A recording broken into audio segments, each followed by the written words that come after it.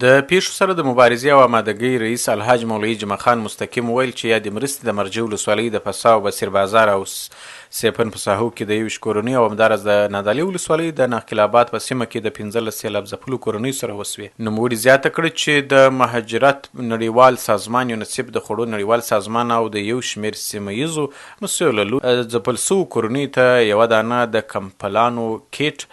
یو د صحت کیټ، 2 څراغونه، د اشپزخانې یو کیټ، یو دانه مکمل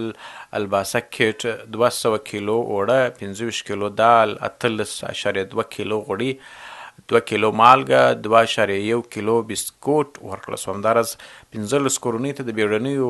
سرپناه کیټونه او 21 کورنیو ته پر کور یوه دانه خیمه ورکول شوه. د یادونې وړ ده چې په یو شمېر نورو ولسوالیو کې هم د یاد ریاست له لوري فعلا د مرستو توزیع روانه ده چې ډېر ژر به یې په اړه راپورونه خپاره شي.